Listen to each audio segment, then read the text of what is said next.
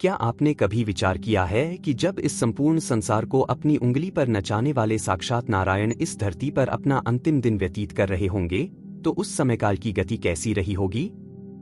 14 कलाओं के पूर्ण अवतार, जिन्होंने गीता का अमर उपदेश दिया, जिन्होंने कंस और शिशुपाल जैसे अधर्मियों का काल बनकर अंत किया, एक दिन अचानक वे इस धरा पर बिल्कुल अकेले रह गए थे। गांधारी का वह भयंकर श्राप और ऋषियों की वाणी साक्षात काल की रेखा बन चुकी थी, जिसने यदुवंश के विनाश की पटकथा लिखी थी। परंतु क्या आप जानते हैं कि जब द्वारकाधीश के इस पृथ्वी पर अंतिम 24 घंटे शेष थे, तब उस प्रभास क्षेत्र के जंगलों में क्या हुआ था? हम द सनातन सीक्रेट्स पर किसी साधारण विषय की चर्चा नहीं करेंगे, बल्कि आज हम इतिहास और पुराणों के उस सबसे करुण और गंभीर पन्ने को खोलेंगे जो श्री कृष्ण के मानव शरीर के अंतिम 24 घंटों की एक एक पल की गवाही देता है। यह कथा केवल एक अवतार की विदाई की नहीं है, बल्कि यह कथा है कर्म के उस अचूक और निष्पक्ष सिद्धांत की जिसके सामने स्वयं साक्षात ईश्वर को भी झुकना पड़ा था। तैयार हो जाइए एक ऐसी अत्यंत भावुक, अलौकिक और रोंगटे खड़े कर देने वाली यात्रा के लिए, जो आपके हृदय को वैराग्य के एक अत्यंत गहरे धरातल पर ले जाएगी। विनाश की वो भयानक रात और यदुवंश का समूल नाश। यह बात है प्रभास क्षेत्र के समुद्र तट की, जहां 36 वर्ष पूर्व गांधारी द्वारा दिया गया श्राप पूरी तरह से फलीभूत हो चुका था। अंतिम 24 घंटे प्रारंभ होने से ठीक कुछ समय पहले मदिरा के नशे में धुत होकर संपूर्ण यदुवंशी सेना, श्री कृष्ण के पुत्र और पौत्र आपस में ही लड़कर मर चुके थे। समुद्र के किनारे उगी हुई एराका घास लोहे के मूसल का अंश बनकर साक्षात वज्र और तलवार बन चुकी थी, जिससे भाइयों ने भाइयों का ही कत्लेआम कर दिया था। उस रेतीले तट पर लाखों यदुवंशियों की लाशें बिखरी पड़ी थीं। भगवान श्री कृष्ण अपने बड़े भाई बलराम जी के साथ दूर खड़े होकर अपनी आंखों के सामने अपने ही संपूर्ण कुल को नष्ट होते देख रहे थे। उनके चेहरे पर हमेशा रहने वाली वह मंद मुस्कान उस रात अत्यंत गंभीर हो चुकी थी। वे जानते थे कि यदुवंश के भीतर का अहंकार और पाप इतना बढ़ चुका था कि उन्हें इस धरती से जाना ही था। जब रात का तीसरा पहर ढल रहा था, तब उस रक्तरंजित तट पर केवल घोर सन्नाटा था। हवा में केवल समुद्र की लहरों की चीख थी और गिद्धों की आवाजें थीं। बलराम जी का देहत्याग और शेषनाग का गमन। जब भोर की पहली किरण फूटने वाली थी, तब भगवान श्री कृष्ण के बड़े भाई बलराम जी को इस संसार से घोर वैराग्य हो गया। वे समुद्र के किनारे एक शांत स्थान पर पद्मासन लगाकर बैठ गए और उन्होंने अपनी आंखें बंद करके समाधि ले ली। श्री कृष्ण मूक दर्शक बनकर अपने अग्रज के सम्मुख खड़े थे। तभी अचानक एक अत्यंत अलौकिक चमत्कार हुआ। समाधि में लीन बलराम जी के मुख से एक बहुत ही विशाल, देदीप्यमान और श्वेत रंग का सांप यानी साक्षात शेषनाग बाहर निकलने लगा। उस सांप के हजारों फन थे और उसका शरीर करोड़ों सूर्यों की भांति चमक रहा था। समुद्र देव स्वयं प्रकट हुए और उन्होंने शेषनाग की अगवानी की। बलराम जी का वह पराक्रमी भौतिक शरीर वहीं निष्प्राण होकर गिर गया और उनकी आत्मा साक्षात शेषनाग के रूप में वापस भगवान विष्णु की सेवा के लिए क्षीर सागर की ओर प्रस्थान कर गई। अब इस संपूर्ण पृथ्वी पर गांधारी के श्राप के अनुसार द्वारकाधीश भगवान श्री कृष्ण बिल्कुल अकेले, अनाथ की भांति रह गए थे। उनके जीवन के अंतिम 24 घंटे अब प्रारंभ हो चुके थे। अंतिम सुबह और प्रकृति का क्रंदन। बलराम जी के देहत्याग के पश्चात सुबह के करीब 6 बज चुके थे।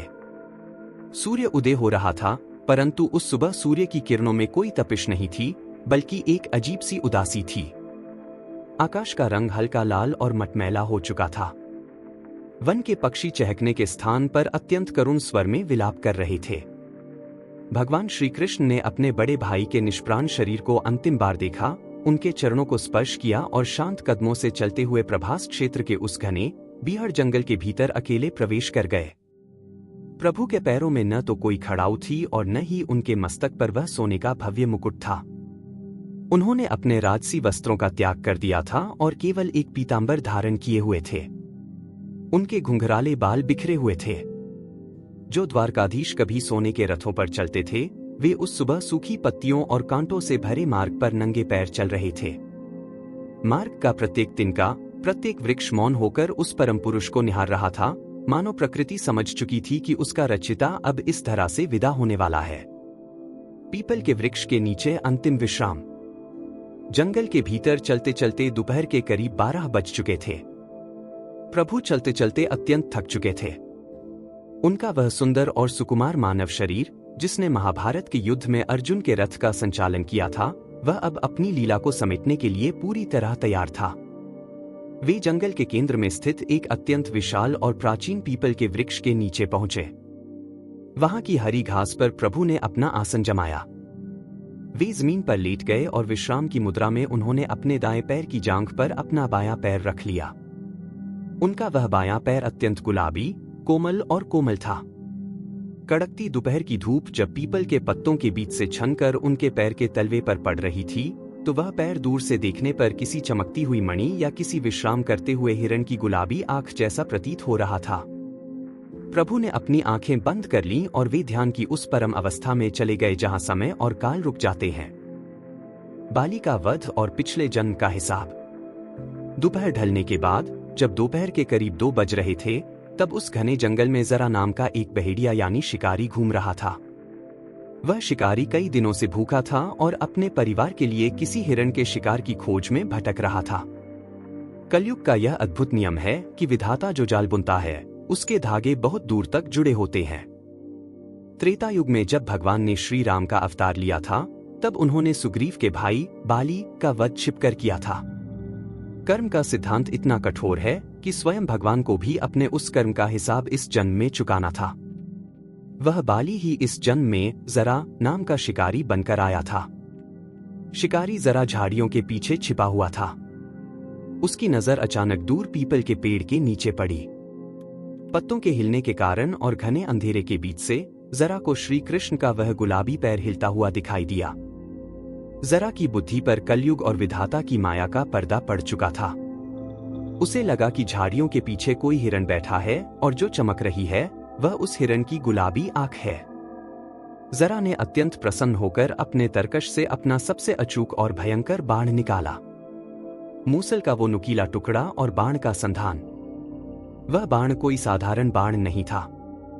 यह वही बाण था जिसकी नोक पर जरा शिकारी ने उस लोहे के मूसल का अंतिम नुकीला टुकड़ा फिट किया था, जिसे सैनिकों ने समंदर में फेंक दिया था और जिसे एक मछली ने निगल लिया था। विधाता ने उस विनाश के हथियार को घुमाकर ठीक उसी स्थान पर लाकर खड़ा कर दिया था जहां साक्षात नारायण लेटे थे। जरा ने अपने धनुष पर वह बाण चढ़ाया, प्रत्यंचा को अपने कान तक खींचा और पूरी एकाग्रता के साथ उस चमकती हुई चीज पर निशाना साधा। हवा का चलना रुक चुका था। संपूर्ण ब्रह्मांड उस पल मौन हो गया था। जरा ने जैसे ही अपनी उंगलियां छोड़ी, वह बाण बिजली की गति से सनसनाती हुई हवा को चीरता हुआ आगे बढ़ा और ठीक दोपहर के 2:35 पर वह नुकीला लोहे का बाण सीधे भगवान श्री कृष्ण के बाएं पैर के तलवे को भेदते हुए उनके शरीर के भीतर समा गया। तीर के लगते ही प्रभु के मुख से एक हल्की सी कराह निकली और उनके गुलाबी चरणों से रक्त की धारा बहने लगी। झाड़ियों को हटाना और साक्षात ब्रह्मा का दर्शन। बाण चलाने के तुरंत बाद जरा शिकारी अत्यंत प्रसन्नता के साथ अपने शिकार को पकड़ने के लिए झाड़ियों को हटाते हुए पीपल के पेड़ की ओर दौड़ा। परंतु जैसे ही वह पेड़ के समीप पहुंचा, उसके पैरों तले जमीन खिसक गई, उसका धनुष उसके हाथ से छूटकर गिर गया और वह डर के मारे थरथर कांपने लगा। वहां कोई हिरण नहीं था, बल्कि साक्षात द्वारकाधीश, जिनके नाम मात्र से बड़े बड़े राजा कांपते थे, वे लहूलुहान अवस्था में वहां लेटे हुए थे। जरा शिकारी रोता हुआ, चिल्लाता हुआ प्रभु के चरणों में गिर गया। उसने अपने आंसुओं से प्रभु के चरणों के रक्त को धोते हुए कहा कि हे प्रभु, मुझसे बहुत बड़ा अनर्थ हो गया। मुझसे साक्षात ब्रह्मा की हत्या का महापाप हो गया है। मुझे इसी क्षण मृत्युदंड दीजिए, मेरी इस अज्ञानता की कोई क्षमा नहीं है। जरा पागलों की भांति अपने सिर को पत्थरों पर पटकने लगा। वह अत्यंत गहरे पश्चाताप की अग्नि में जल रहा था। जरा को क्षमा और पिछले जन्म का रहस्योद्घाटन। भगवान श्री कृष्ण ने अत्यंत कष्ट के बीच भी अपनी कोमल आंखें खोली। उनके चेहरे पर क्रोध का एक भी भाव नहीं था, बल्कि वही पुरानी, मनमोहक और रहस्यमयी मुस्कान थी जो संपूर्ण संसार का दुख हर लेती है। प्रभु ने अत्यंत करुणा भरे स्वर में कहा कि जरा तुम शांत हो जाओ, उठो और मेरी बात सुनो। तुम तनिक भी भयभीत मत हो, क्योंकि तुमने जो किया है वह तो मेरी ही इच्छा और विधाता के विधान के अनुसार हुआ है। प्रभु ने जरा को उसके पूर्व जन्म का स्मरण कराते हुए कहा कि जरा, त्रेता युग में जब मैं राम था, तब मैंने तुम्हें बाली के रूप में वृक्ष के पीछे छिपकर बाण मारा था। कर्म का नियम अटल है, जो मैं संसार को सिखाता हूं उसका पालन मुझे भी करना है। आज तुमने अपने उस पिछले जन्म का हिसाब पूरी तरह चुकता कर लिया है। तुमने अज्ञानवश यह कार्य किया है, इसलिए मैं तुम्हें सहर्ष क्षमा करता हूं और तुम्हें इसी क्षण साक्षात उत्तम लोक की प्राप्ति का आशीर्वाद देता हूं। प्रभु के इन वचनों को सुनते ही जरा का सारा भय दूर हो गया और उसका उद्धार हो गया। मानव देह का त्याग और अलौकिक प्रकाश का उदय। शाम की वेला समीप आ रही थी। भगवान श्री कृष्ण के पृथ्वी पर अंतिम कुछ क्षण ही शेष थे। उन्होंने जरा शिकारी को विदा किया। उनका वह घाव अब एक अलौकिक नीले रंग के प्रकाश में परिवर्तित होने लगा था। प्रभु ने अपनी आंखें बंद की और योग शक्ति के माध्यम से अपनी उस 14 कलाओं की मानव देह की लीला को वहीं पर समाप्त कर दिया।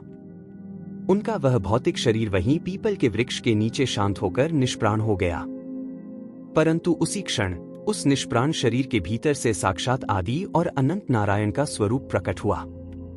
वे अपने दिव्य चतुर्भुज रूप में हाथों में शंख, चक्र, गदा और पद्म धारण किए हुए, गले में कौस्तुभ मणि और वैजयंती माला पहने हुए साक्षात गरुड़ देव पर सवार होकर प्रकट हुए। उनके शरीर का तेज इतना दिव्य था कि संपूर्ण वन साक्षात बैकुंठ लोक की भांति चमकने लगा। देवताओं का स्वागत और कलयुग का प्रारंभ। जैसे ही प्रभु अपने नारायण रूप में आकाश की ओर बढ़ने लगे, संपूर्ण अंतरिक्ष से देवताओं ने दुदुम्बियां बजाईं, गंधर्वों ने मंगल गान गाया और साक्षात ब्रह्मा जी और देवराज इंद्र ने आगे बढ़कर प्रभु की स्तुति की। देवताओं ने आकाश से कल्प वृक्ष के फूलों की वर्षा की। प्रभु श्री कृष्ण अपनी संपूर्ण लीला को समेटकर वापस अपने परमधाम बैकुंठ लोक में पधार गए। प्रभु के इस धरा से जाते ही जो सोने की द्वारका नगरी थी, उसे समुद्र देव ने अपनी विशाल लहरों के भीतर समाहित कर लिया। द्वारका समंदर के पेट में डूब गई और इसी पावन विदाई के साथ इस पावन पृथ्वी पर कलयुग का काला और अशांत साम्राज्य पूरी तरह से स्थापित हो गया।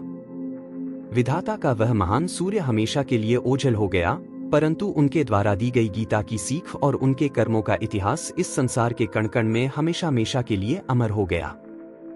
ईश्वर की विदाई का असली आध्यात्मिक संदेश। भाइयों, भगवान श्री कृष्ण के जीवन के ये आखिरी 24 घंटे और उनकी यह करुण विदाई हमें यह बहुत बड़ा आध्यात्मिक संदेश देती है कि यह संसार केवल कर्मों की एक रंगभूमि है। यहाँ जो भी आता है उसे मर्यादा का और कर्म के नियमों का पालन करना ही पड़ता है। जब साक्षात ईश्वर भी मानवीय शरीर धारण करते हैं तो वे भी अपने नियमों से ऊपर नहीं उठते। वे हंसकर अपने पिछले जन्मों के कर्मों का हिसाब देते हैं। इसलिए कलयुग के मनुष्यों को कभी भी अपने धन, अपनी ताकत या अपनी बुद्धि पर घमंड नहीं करना चाहिए।